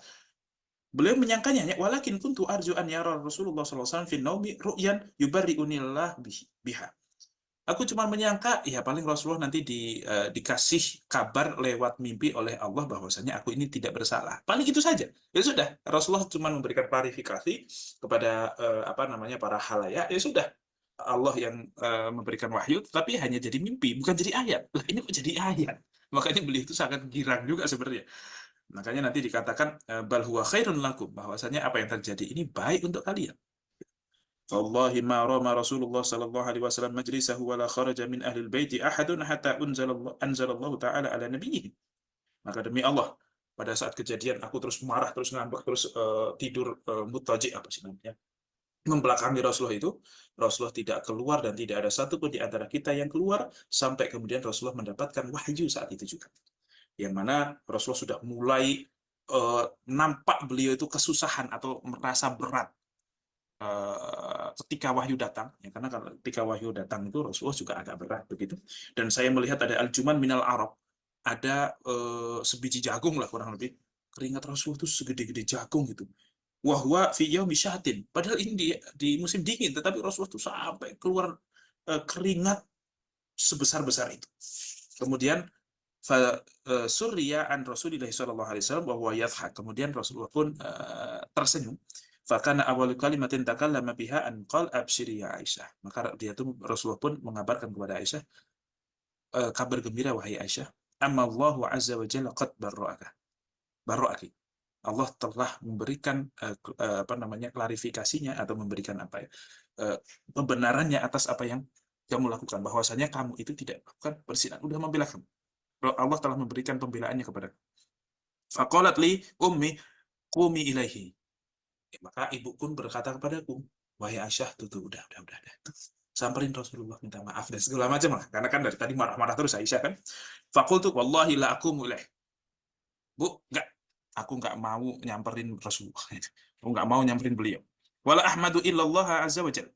Dan aku tidak akan berterima kasih kecuali hanya kepada Allah saja. Masih marah. Kenapa? Wa huwa alladzi anzala bara'ati. Ya karena Allah yang membela saya. Dari tadi semuanya menuduh saya. Nggak percaya sama saya. Wa anzalallahu azza wa jalla innal ladzina ja'u bil ifki usbatum minkum. Sungguhnya orang-orang yang datang dengan kabar ifk, kabar-kabar bohong itu adalah usbatun minkum, adalah golongan dari kalian. Yaitu sampai 10 ayat membela Aisyah. Dan ini membuat Aisyah jadi, kok sebanyak itu, kok ternyata ayat yang turun. Nah, gitu kurang lebih. Oke, itu kisah Aisyah selesai. Kemudian, bagaimana sikap Abu Bakar? Falamma anzalallahu hadha fi bara'ati qala Abu Bakar radhiyallahu ta'ala an wa kana yunfiqu ala Mistah bin Utsatsah liqarabatihi minhu wa faqrihi wallahi la unfiqu alaihi syai'an abadan ba'da alladhi qala li Aisyah. Kemudian jadi nanti itu ada Aisyah, ada Hasan bin Thabit, ada Hamnah bintu Jahsy. Nah, itu adalah 3 orang yang kemudian menjadi orang yang menyebarkan berita hoax tentang Aisyah ini kemana-mana. Padahal Mistah itu adalah sepupunya Abu Bakar. Maka Abu Bakar pun mengatakan demikian. Demi Allah, saya tidak akan memberikan nafkah kepada Mistah lagi setelah apa yang dia katakan kepada putriku Aisyah. Ya, 1 dia putrinya, 2 itu istri Rasulullah. Orang marah apa? Padahal Mistah ini adalah orang yang numpang hidup sama Abu Bakar. Selama ini ketika di Madinah, Mistah itu kemudian dinafkahi oleh Abu Bakar, makanannya ditanggung, semuanya ditanggung. Kok tega-teganya menuduh anaknya orang yang sepupunya dia, ponakan dia berarti, ya kemudian menafkahi dia selama ini. Kok malah ikut-ikutan nyebarin? Ya kalau cuma dengar terus diam, oke nggak apa-apa, meskipun tidak kemudian tidak membela, tidak apa, wis tidak masalah. Loh ini kok malah menyebarkan gitu. Nah, ini luar biasa. Maka gara-gara itu turunlah ayat, ini ayat yang keberapa ya, kalau nggak salah ke-22. Wala ya'tali ulul fadli minkum as-sa'ati ay yu'tu ulil qurba ila qalihi wallahu ghafurur rahim.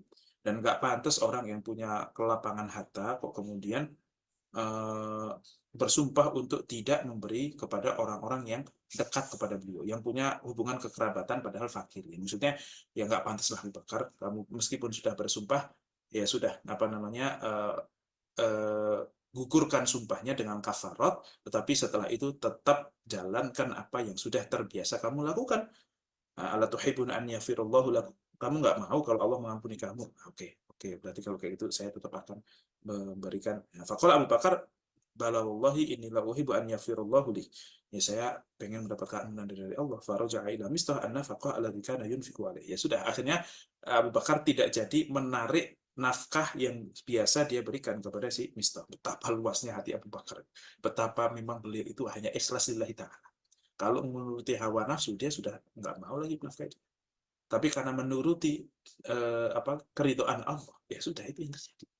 Jadi ibadah itu bukan karena nurutin hawa nafsu, tapi menuruti keridhaan Allah. Ya kayak ketika misalnya umroh, ya, saya yakin teman-teman nanti kalau umroh pengen banget pasti nyium Hajar Aswad. Wong sekali-kalinya baru ke situ saat itu kok. Pengen banget pasti. Tapi kalau harus nyingkirin orang, kira-kira Allah ridho nggak dengan hal itu? Pengen banget pasti ke Raudhah. Tetapi kalau ke Raudhah itu harus dengan cara yang tidak jujur, harus nyingkirin orang dan seterusnya, nyerobot sana, nyerobot sini. Kira-kira Rasulullah ridho nggak dengan seperti itu? Nah ini kalau masalah puas-puasan kan kayaknya lebih puas kalau kita bisa masuk. Bisa masuk, wah ini adalah tempat yang istimewa yang tidak semua orang bisa dapat. Alhamdulillah saya dapat, tapi dengan cara yang tidak diridhoi oleh Allah. Nah kira-kira mana yang kita cari? Sampai ke sana itu apa yang kita cari? Kepuasan batin atau ridho Allah? Nah itu penting. Nah Abu Bakar tuh bisa betul memilah-milah mana ego pribadi, mana kemudian tujuan daripada seluruh apa yang dilakukan, itu ridho Allah Subhanahu.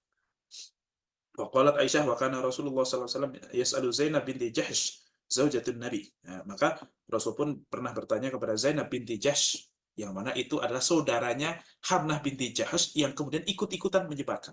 Jadi tadi ada 3 orang yang dari kalangan Islam, Hamnah binti Jahsh, saudaranya Zainab binti Jahsh, yang Zainab ini adalah istri Rasulullah. Makanya tidak ada yang pantas untuk bersaingan dengan aku itu kecuali Zainab. Zainab itu luar biasa cantik ya. Pokoknya secara level agak-agak sama dengan Aisyah gitu. Nah, tetapi saudaranya begitu, itu kan bikin kesel lagi gitu. Makanya ya rivalitas antar istri itu sangat wajar terjadi meskipun itu istri Rasulullah Shallallahu Alaihi Wasallam. Kemudian Mistoh itu keluarganya, terus Hasan bin Thabit itu adalah penyairnya Rasulullah. Faqalat ya Zainab mada alimti aw ra'aiti faqalat ya Rasulullah ahmi ahmi sam'i wa basari wallahi ma alimtu illa khairan qalat Aisyah wa hiya allati kanat tusamini bi azwaji Nabi sallallahu alaihi wasallam fa asamaha Allah taala bil wara' wa tafaqat akhtuha Hamnah bin pokoknya intinya ya yang bermasalah adalah Hamnahnya, saudaranya itu yang kemudian Aisyah juga kesel juga gitu. Baik. Itu adalah kisah tentang hadisatul ifki yang membuat 10 ayat ini turun khusus untuk Aisyah saja untuk apa namanya?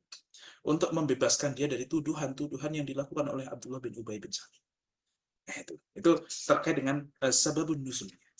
Jadi memang ini panjang sababun nuzulnya, jadi kita cuman mungkin baru sampai sababun nuzul kisah haditsatul ifki saja, yang insya Allah besok kita akan bahas tentang tafsiran ayatnya gitu ya, dan Allahu a'lam bishawab ya.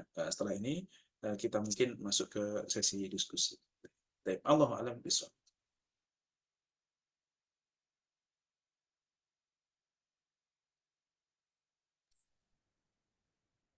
Ya, Masya Allah, luar biasa sekali.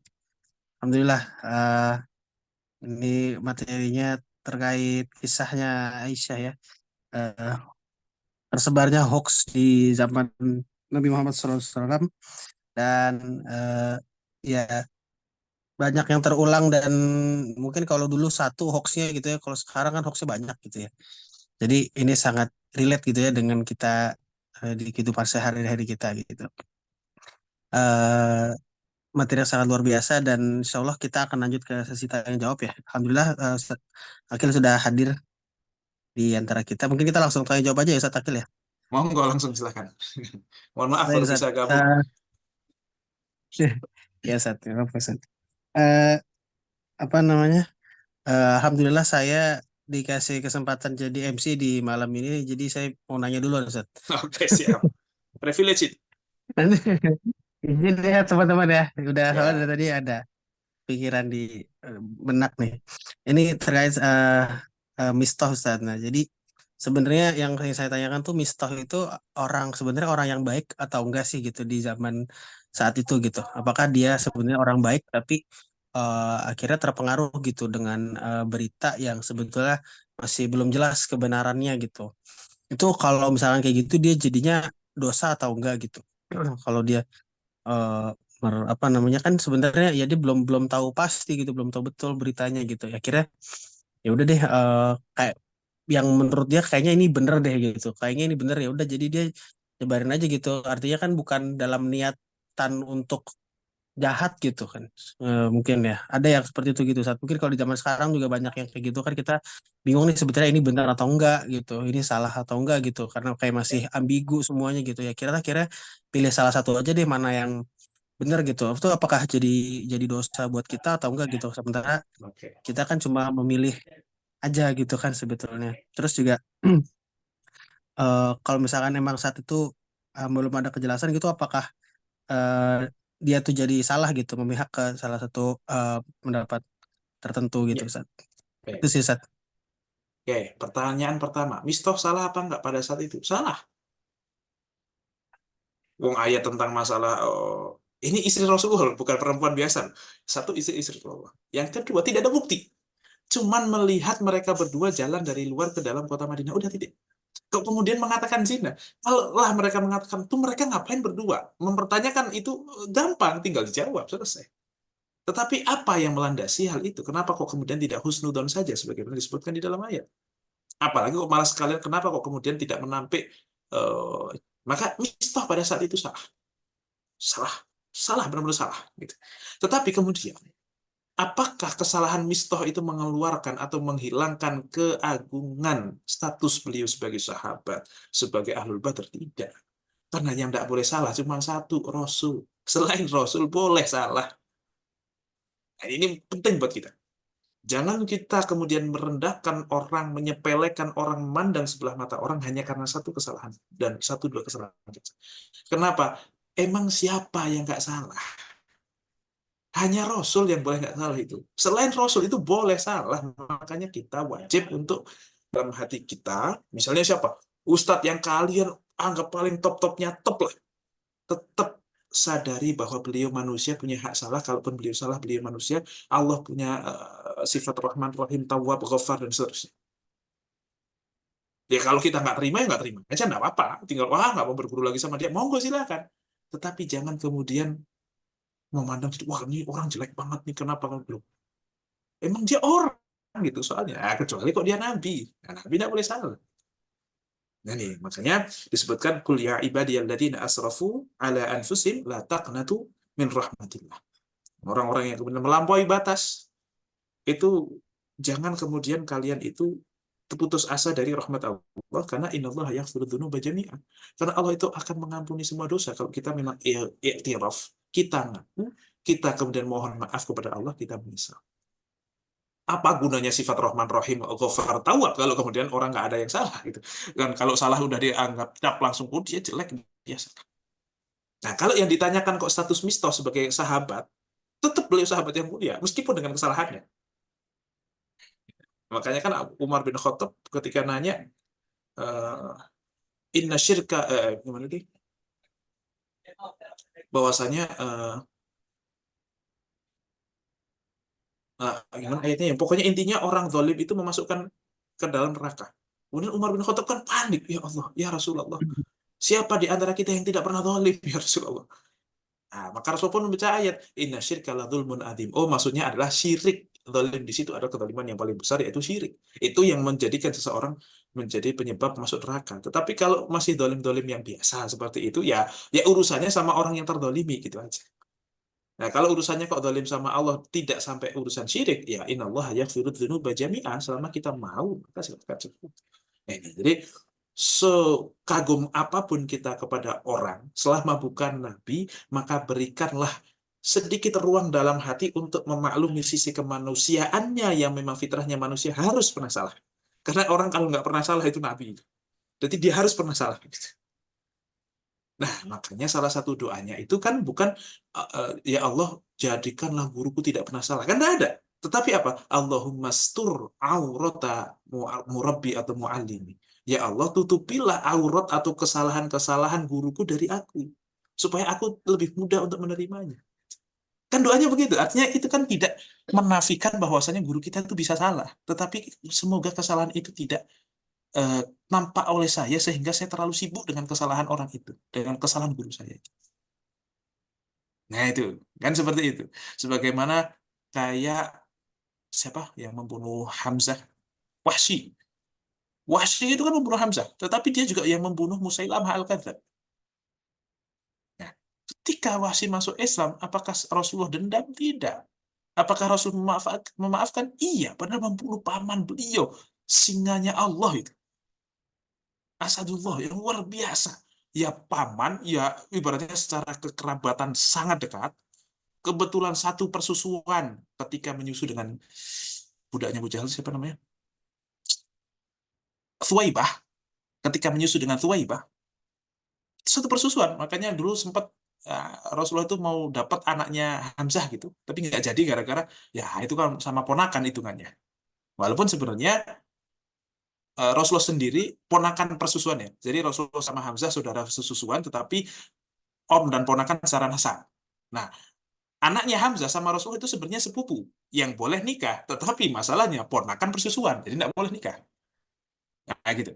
Nah, betapa kemudian Rasulullah itu sangat sedih ketika Sayyidina Hamzah kemudian wafat. Itu pun udah dicabik-cabik, di hatinya dikeluarin, dan seterusnya. Maka ketika melihat Wahsy, apakah kemudian memaafkan? Memaafkan. Tapi apa kata Rasulullah? In istata'ta alla tara alla araka faf'al. Wahai Wahsy, kalau kamu bisa untuk aku tidak melihat wajah kamu, maka lakukanlah. Kalau bisa berpaling dari aku supaya aku tidak melihat wajah kamu. Apakah Rasul kemudian membenci Wahsy? Tidak. Rasul belum bisa melupakan saja. Ya Allah, bagaimana ya perasaan Wahsy pada saat itu? Waduh, luar biasa itu. Gimana sedihnya coba, bisa bertemu dengan Rasulullah, bisa hadir di masjid Rasulullah, tapi diminta Rasulullah untuk tidak menampakkan mukanya di depan. Ya Allah, itu sih, itu satu kesedihan yang luar biasa. Tetapi ya, Wahsy bagaimanapun adalah seorang sahabat yang mulia. Dengan kesalahan yang begitu besar. Membunuh, tidak cuma sekedar menuduh, ini membunuh, luar biasa. Tapi hanya saja Rasul memang, ya ada konsekuensi-konsekuensi lah dari kesalahan itu, memang ya. Gitu ya. Ini makanya doa kita adalah, ya Allah, semoga tutupilah ya Allah kesalahan-kesalahan guru kami dari kami supaya kami tidak sibuk hati itu dengan kemudian bersuudzon kepada mereka dan seterusnya. Gitu ya. Jadi posisi Wahsy pada saat itu salah apa nggak? Salah. Posisi Wahsy itu salah, tetapi tidak menjadikan kemudian Wahsy itu sahabat yang wah berarti kok Wahsy siapa namanya Mistah itu bermasalah dia. Enggak, beliau itu adalah orang benar. Orang benar tadi saya katakan habis perang Badar boleh mau sholat nggak sholat, mau mabok mau apa, itu Allah sudah ampuni dia. Itu keutamaan orang Badar. Tapi nggak ada juga sih orang Badar yang modelnya begitu gitu. Nggak tahu kok kalau Sabik yang kemudian dikasih keutamaan itu, wah, ya gitulah kurang. Allah alam bisawab. Semoga bisa menjawab pertanyaan.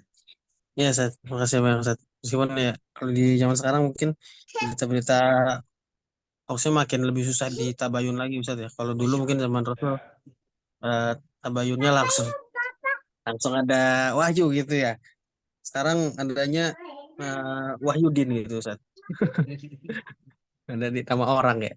Jadi Ya, mungkin nah artinya ya begini, nanti ya kalau masalah mensikapi kabar sebagai misalnya kita kok dalam posisi Mistah, selama tidak ada kejelasan terkait kabar itu, maka kita tidak boleh mengatakan.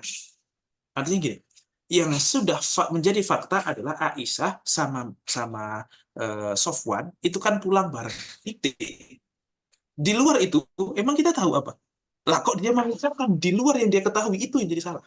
Nah, itu salah besar. Tapi kalau sekedar mengatakan, ya masalahnya memang Sofwan sama Aisyah pulang bareng sih, itu misalnya. Kok cuma sampai di situ? Itu belum masalah itu. Memang iya, kan gitu. Nah, dan kalaupun ada kejadian yang kita tahu dia orang baik, selama bisa husnudon, ya husnudon lah, nggak ada salahnya, nggak ada ininya kita husnudon. Bahwa waspada, misalnya kok ada, wah ini Ustadz misalnya gitu kan, kok ada kabar beliau katanya begini gitu.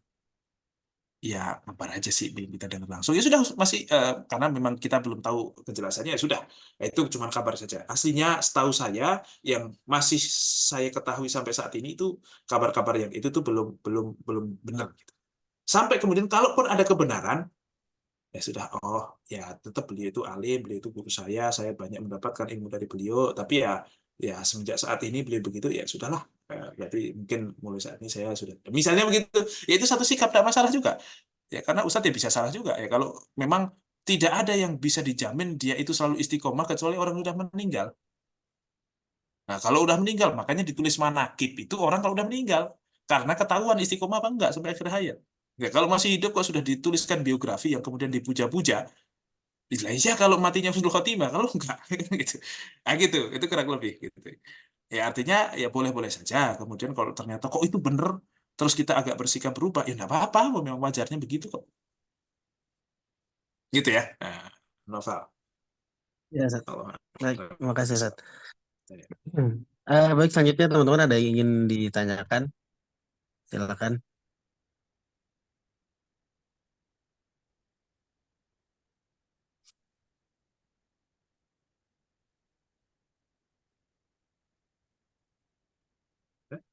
Atau di kolom atau di kolom Q&A mungkin ada Saya mau nanya. pertanyaan.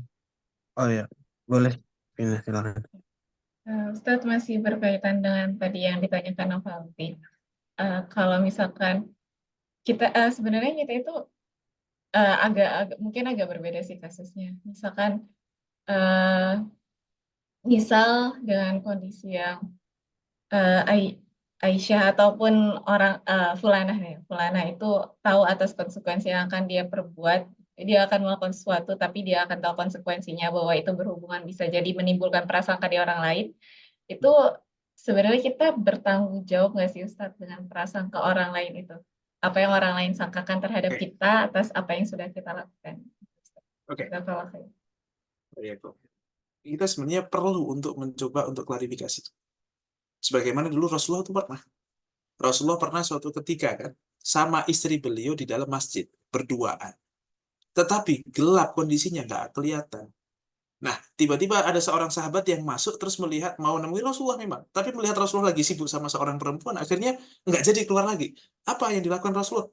Panggil, dikejar bocah itu, orang sahabat itu. Itu istri saya. Supaya apa? Oke, mungkin sahabat itu tidak punya perasaan apapun kepada Rasulullah. Oh, Rasulullah lagi ini. Kalaupun itu adalah umatnya, ya udah apa-apa juga gitu, Rasulullah gitu kan. Tetapi ketika dia cerita kepada orang lain, nah orang lain itu siapa yang bisa jamin gitu. Nah, maka Rasul pun melakukan hal itu. Maka kurang lebih kita punya kewajiban untuk jangan sampai dilihat orang lain itu salah. Walaupun kemungkinan untuk dilihat salah ya ada juga, gitu. Tapi kita mencoba jelaskan. Itu ada kewajiban untuk ke arah sana. Ya, walaupun kadarnya seberapa, ya semampu kita kurang lebih seberapa itu. Gitu. Jadi ada, gitu ya. Cina ya. Ada, kita tuh nggak boleh lah nggak apa-apa, justru enak orang lain memandang saya buruk, kemudian padahal saya nggak buruk kayak gitu kan, jadi kan saya enak pahalanya, jadi banyak dosa saya diambil dia gitu. Ya karena salah sendiri kamu melakukan hal itu gitu. Nggak kemudian apa, saya melindungi diri dari berita hoax dan seterusnya, jangan ya, kalau bisa ya jangan terkena masalah itu, kalau bisa jangan gitu, kalau bisa gitu. Allah alam bisa. Baik, Ustaz, jazakallah khair. Ya, silakan dari teman-teman ada yang ingin bertanya lagi?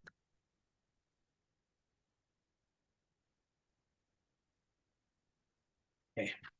Kalau tidak ada, saya lagi Ustaz. Boleh.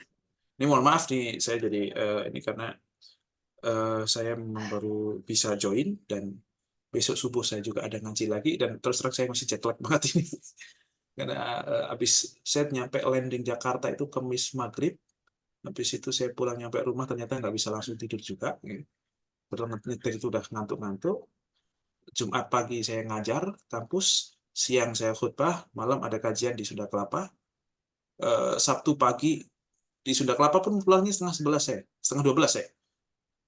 Karena ada acara lagi gitu. Kemudian habis itu subuh tadi ada ngaji, duha ada ngaji, setelah duha ada takziah, habis itu ada acara lagi tadi, kemudian ngaji ini. Makanya, aduh ini gimana ya, dapat nggak ya gitu. Mohon maaf, ini masih belum istirahat Ustaz. betul di saya. Ya, ya, Oke, Ustaz. lanjut lagi. Kalau berkat ini dari Sabik ini nanya, jadi menikah bisa tanpa cinta ya Ustaz katanya. Menikah bisa tanpa cinta maksudnya? Nggak tahu nih Sabik nih. Gimana Bang Sabik maksudnya Bang Sabik? Nah, gimana nih, Sabik? Di mana sih ngeliatnya? Oh, di Q&A ya? Di kolom chat Ustaz. Jadi menikah Yang bisa tentang tanpa cinta, kewajiban. yang tentang kewajiban kita itu. Oh, iya. Ya modalnya itu adalah sebenarnya pengikat yang paling utama itu sebenarnya bukan cinta. Cinta itu kan timbul. Ya. Itu adalah efek daripada kita kemudian saling menopang dan seterusnya. Ya, gini. Rasulullah kan bersabda gini, tahadu, tahabu. Cinta itu timbul setelah tahadu, saling memberi. Ya memberi tidak harus secara fisik gitu. Bisa jadi perhatian, apa segala macam. Di situ akan timbul cinta. Kalau nggak pernah ketemu, nggak pernah berhubungan, ya susah. Kemudian timbul cinta itu. Maka ketika menikah, yang ada, yang pasti, yang konsisten itu adalah kewajiban dan hak. Itu yang harus kita jaga. Tapi kalau perasaan senang nggak senang itu fluktuatif. Ya kalian sudah bisa membayangkan sendiri lah dari cerita tadi. Nggak usah kok kita, Rasulullah sama Aisyah aja naik turun gitu. Wah, Aisyah kadang, saya nggak mau berterima kasih kecuali hanya kepada Allah. Ini kan, ya lucu aja gitu. Ya itulah yang terjadi. Tapi untuk kewajiban itu tetap ada. Sampai kapanpun kewajiban itu selama masih ada hubungannya, masih ada syaratnya terpenuhi, ya berarti pasti harus dilaksanakan. Gitu. Nah, kalau cinta itu susah kalau menjadi, ya itu sebagai bumbu-bumbu saja, sebagai bahan bakar untuk kemudian supaya kita lebih semangat lagi. Tapi bahan bakarnya jangan mengandalkan cinta doang, andalkanlah keimanan. Karena kalau kita selalu beriman, maka insya Allah kewajiban dan hak itu tidak akan pernah tercidrai. Tapi kalau hanya cinta, lama-lama bosan ketemu yang lebih ganteng, lebih serapat itu. Nah, maka jadikanlah landasan dari pernikahan kalian nanti itu adalah keimanan. Takut kepada Allah, saya mendapatkan dia itu, meminang dia itu karena saya pengen bareng-bareng berdua masuk surganya Allah. Ya sudah, ingat itu lagi gitu. Ketika kemudian terjadi kok nyebelin ya dia ya, tapi nyebelin kira-kira dosa, nyebelin yang dia lakukan itu sesuatu yang membuat dosa apa enggak, yang kemudian menghalangi dari visi utama kita yaitu kerjasama masuk surganya Allah apa enggak. Kalau enggak, ya udahlah, namanya juga laki gitu ya, apa namanya juga perempuan, memang begitu. Nah gitu kurang lebih lah, ya kan. Enggak apa-apa kalau misalnya laki emang dasarnya laki ya, namanya ngambil baju kok masih begitu aja, padahal udah diomelin berkali-kali, emang laki. Ya udah, enggak apa-apa, udah ngomel-ngomel aja begitu, enggak masalah. Sebagaimana mungkin laki juga begitu, perasaan lipstik warnanya sama semuanya kok masih beli lagi, ngapain gitu ya, misalnya gitu. Itu juga ya dasar cewek, udah gitu aja gitu. Tapi kan kewajiban hak itu kan tetap harus kita jaga. Nah gitu kurang lebih ya, saya pikir. Iya, udah itu saya pikir sudah siap soalnya saya pikir. Semangat Bik ya. Ya, selanjutnya Siap. eh, Mbak Sri Wahyuni ya, ingin bertanya, silakan Mbak. Ya Ustadz, izin nanya satu lagi. Oke, siap. Melanjutkan pertanyaan Kak Sabik tadi, kan katanya menikah boleh tidak harus mencintai dulu gitu ya. Tapi kan kita di usia muda, kita juga, apalagi di kampus ya, kita bertemu dengan lawan jenis, melakukan interaksi dengan lawan jenis, dan akhirnya mungkin ada rasa kayak suka sama seseorang. Ya. Terus, eh gimana ya? Jadi kan kita mau mau menikah nih, nggak mungkin bisa langsung sama orang yang kita suka gitu ya. Kalaupun mungkin ada kemungkinan iya, tapi kan kalau udah ditolak mungkin jadinya akhirnya ada suka tapi udah ditolak. Apakah pertanyaannya, apakah harus selesai dulu dengan rasa itu baru untuk memulai ta'aruf lagi, atau ya udah taruh aja sambil menyelesaikan rasa itu, karena rasanya nih nggak tahu gimana move on-nya gitu Ustaz. Aduh. Ya, sebenarnya itu berdasarkan sebuah kesalahan. Kenapa kemudian rasa itu ada, kemudian dipelihara? Kalau cuma, wih ganteng nih, oh cakep nih, wah hebat nih. Ya, itu insya Allah ya akan cuma sampai situ saja. Tapi kalau kita pelihara itu yang jadi salah. Ya kalau sudah salah ya udah repot, memang kita apa namanya itu ngebersihinnya itu lagi, itu repot. Ya pantasan jadi susah. Kenapa? Ya karena sudah terlanjur masuk terlalu dalam yang seharusnya kita tidak boleh masuk situ gitu. Nah, nih makanya. Padahal kalau kita ingat-ingat, sebelum saya kenal dia, saya juga biasa aja sama dia gitu. Saya juga nggak tahu sih dia siapa. Dia ya anak orang, saya anak orang. Ya udah selesai, gak ada hubungan apa-apa. Kan gitu. Kenapa kok dia menjadi penting? Karena kita anggap dia penting. Ya, karena kita salah kita sendiri. Nah, kemudian menghilangkan kebiasaan menganggap dia penting itu kok agak susah. Itu salah sendiri. Gitu. Oke, ya, artinya sebenarnya tidak diperkenankan demikian. Tapi katakanlah kok sudah terlanjur demikian. Kemudian, oke, saya mau menikah dengan orang yang mungkin tidak menarik saya dan seterusnya dan seterusnya. Begitu, apakah harus selesai dengan ini dulu? Harus selesai dengan komitmen bahwa oke, saya akan menikah dengan dia, titik. Berarti saya punya kewajiban untuk kemudian tahabu sama dia. Untuk saling melayani, untuk memberikan kewajiban-kewajiban yang saya lakukan, supaya itu kemudian menimbulkan tahabu berikutnya. Dan harus kemudian menghilangkan yang tadi. Harus diupayakan. Kalau ada tiba-tiba muncul, maka itu ya berarti apa namanya, tidak boleh menjadi alasan kita. Kok kayaknya saya nggak bisa gitu, nggak boleh. Wong kita melakukan itu kan, wong perasaan itu ada juga gara-gara kita gitu loh. Jangan nyalain keadaan atau apa ya, enggak. Nah gitu kurang lebih ya, paham ya ini ya. Nah, ya intinya sebenarnya udah salah gitu ya, maka ya pantesan kalau udah terlanjur salah itu kan putar baliknya repot tuh. Apalagi di Jakarta di Sudirman kan udah salah belok, udah tuh repot tuh putar baliknya. Nah gitu kurang lebih. Kurang lebih seperti itu. Nah maka kalau kemudian jadi telat jadi apa, ya salah sendiri gitu. Salah sendiri gitu ya ibaratnya. Artinya jangan kemudian menyalahkan keadaan, wah saya nggak bisa ini. Enggak, kamu yang tidak mau berusaha. Kamu yang tidak mau untuk menganggap dia bukan siapa-siapa. Ya sudah. Atau kalau memang tidak perlu kemudian melupakan dia. Cukup kemudian timbulkan cinta kepada yang ini. Berikan tahadu itu kepada suami gitu ya. Maka kemudian akan timbul tahabunya itu. Ya itulah sakinah, insya Allah sakinah, mawaddah, rahmah dan seterusnya. Kalau kita masih kepikiran sana, ya karena memang kita masih mau memikirkan. Padahal kalau dipikir-pikir, dia itu siapa ya? Ya kan? Apa kontribusi dia di hidup kita? Gak ada sama sekali gitu. Ya kan? Gak ada. Ya udah, ngapain dipikirin gitu. Ya kalau mau dipikir. Cuman kadang perempuan tidak pakai logika, ya lebih pakai perasaan soalnya. Itulah susahnya. Nah itulah pentingnya ngaji supaya kemudian diseret-seret lah sama Ustaz. Jangan kayak gitu, gitu kan. Allah alam bisawab. Semoga membantu. Siap. Salah sekali, Ustaz. Intinya jadi kita jangan lewat Sudirman kalau bisa, Mbak Uni ya. Ya, bisa lewat jalan kecil gitu kan, biar beloknya cepet gitu. Iya. Baik, Ustaz. Kira-kira tambah lagi, Ustaz, atau dicukupkan aja, Ustaz? Gimana? Cukup? Boleh. Cukup Kita kali ya. cukupkan dulu kali ya. Ya, mungkin nanti Insya Allah. tadi. Ya, nanti mungkin dari teman-teman yang ingin bertanya bisa tanya di Oh grup iya, WhatsApp ya, grup ada yang belum Q&A. WhatsApp kok itu. Betul. Ada grup WhatsApp Q&A. Nanti insya Allah kalau Ustadz Akil sedang ada waktu, ntar insya Allah dijawab sama Ustadz Akil ya nanti. Wah. Gitu. Baik, Ustadz, terima kasih banyak Ustadz atas kehadirannya di malam hari ini, meskipun banyak agenda Ustadz. Semoga banyak ini Ustadz, banyak berkahnya Ustadz, banyak Amin, amin kegiatan Ustadz, doanya. daripada kita yang kagak ada kegiatan Ustadz ya. Enggak lah. Kegiatan kalian itu adalah untuk menahan diri dari maksiat, itu udah kegiatan yang luar biasa itu. Wah, luar biasa. Ngapain tidur aja supaya nggak maksiat. Udah itu tuh bagus, itu prestasi itu. Siap, Ustadz. Insya Allah Ramadan gitu ya Ustadz rencananya. Oke. Iya. Ya mohon Baik, maaf kita ya, saya jadi agak kurang mungkin kurang maksimal gitu, tapi mohon maaf ya, mohon doanya supaya kemudian lebih kepikiran.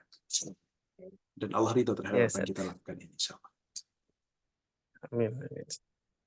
Ya, baik, kita cukupkan dengan lafaz hamdalah, alhamdulillahirabbil alamin, dan doa kafaratul majelis, subhanakallahumma bihamdika asyhadu an la ilaha illa anta astaghfiruka wa atubu ilaik. Terima kasih semuanya. Selamat malam. Assalamualaikum warahmatullahi wabarakatuh. Waalaikumsalam. Jazakallah khair Ustaz.